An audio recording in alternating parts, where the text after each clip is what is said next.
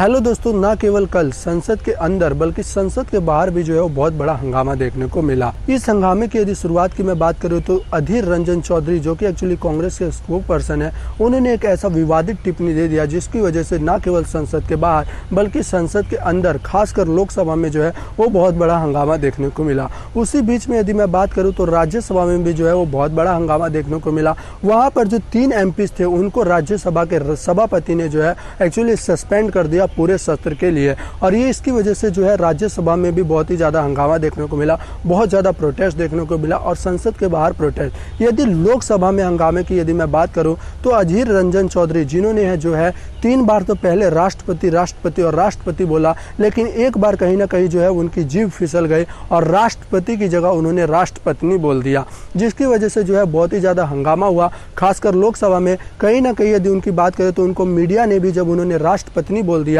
तब उनको मीडिया ने भी टोकने की कोशिश की, लेकिन शायद वो इशारे को समझ नहीं पाए, जैसा कि उन्होंने अपना बयान बताया है। उन्होंने इस बयान पर एक्चुअली नाराजगी भी जताई और उन्होंने कहा है कि मैं खुद राष्ट्रपति जी से मिलकर जो है माफ़ी मांगूंगा, लेकिन बीजेपी जैसे पाखंडियों से जो है वो मैं माफ़ी नहीं मांगूंगा। इसी के बीच में जो है लोकसभा का सत्र शुरू हुआ और सुबह सुबह स्मृति ईरानी जी ने जो है अधीर रंजन चौधरी से जो है वो माफ़ी की मांग की, लेकिन उन्होंने संसद में और खासकर बीजेपी के मेंबर से जो है माफ़ी मांगने से साफ इनकार कर दिया। उन्होंने कहा कि मैं राष्ट्रपति जी से खुद मिलूंगा और राष्ट्रपति जी से जो है फिर मैं माफ़ी मांगूंगा, और उनको जो है कहीं ना कहीं परसों का समय शायद मिला है। बल्कि उन्होंने कांग्रेस चीफ सोनिया गांधी से भी माफ़ी मांगने को कहा। इसी बीच में क्या हुआ कि सोनिया गांधी जी ने माफ़ी तो मांग लिया, लेकिन उसके बाद उन्होंने बीजेपी के एक मेंबर से पूछा कि एक्चुअली इस कंट्रोवर्सी में मुझे क्यों लाया गया। तो इसी पर स्मृति ईरानी ने कह दिया कि वो नहीं है, एक्चुअली मैं थी जिन्होंने आपका नाम लिया था। इसी बीच पर कहीं ना कहीं सोनिया गांधी जो है वो बहुत ज़्यादा विफर गई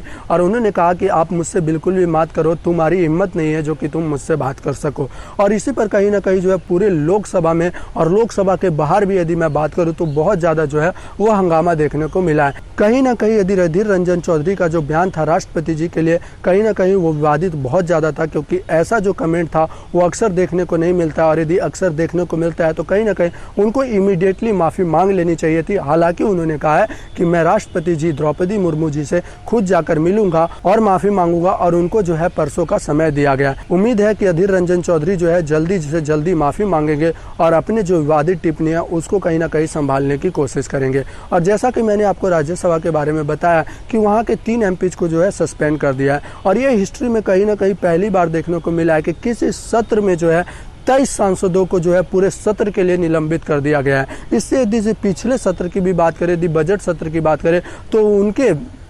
उसमें भी जो है बहुत ज़्यादा हंगामा देखने को मिला था राज्यसभा में, और वहाँ पर भी जो है बहुत सारे एमपीज मेंबर्स ऑफ पार्लियामेंट को जो है वो सस्पेंड कर दिया गया। इनकी बेसिकली ये मांग है कि बहुत सारे जो मुद्दे जैसे जीएसटी खाद्य पदार्थों पर बढ़ा दिए गए, दूध, मिल्क और कर्ड जैसे और बहुत सारे खाद्य पदार्थों पर है जो जीएसटी बढ़ा दी गई है। उसके अलावा महंगाई जो है अपने चरम सीमा पर है, और भी बहुत सारे जैसे चीन और इंडिया को लेकर जो तनाव चल रहा है उसको लेकर जो है विवादित बयान, और उसको लेकर कहीं ना कहीं एक्चुअली डिबेट की मांग की थी, और जब ये डिबेट की मांग नहीं हो सकी तब कहीं ना कहीं जो है गुस्सा एमपीज का फूट पड़ा। उसके अलावा जो कल राज्यसभा का सस्पेंशन हुआ है उसमें खास बात यह है कि एक रूल बुक का इस्तेमाल किया गया, और ये इतिहास में पहली बार ऐसा हुआ है कि इस रूल बुक का इस्तेमाल किया गया जिसमें कहीं ना कहीं प्ले कार्ड्स दिखाना इलीगल माना जाता है। और इसी को लेकर जो 3 एमपीज थे लगातार जो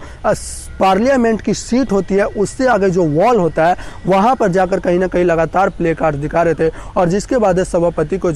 उसके बाद जो है माननीय वेंकैया नायडू को कहीं ना कहीं ये एक्शन लेना पड़ा। तो ये था एक्चुअली संसद के बाहर का हंगामा और संसद के अंदर का हंगामा, जो कि मैंने आपको बताने की कोशिश किया है। फिर कल कोई नई अपडेट आएगी तो फिर मैं आपसे बात करूंगा, फिर मैं आपको जानकारी दूंगा। तब तक के लिए मैं नवनीत, कैमरामैन योगेश के साथ कल फिर मिलते हैं ऐसे ही समाचार के साथ। धन्यवाद।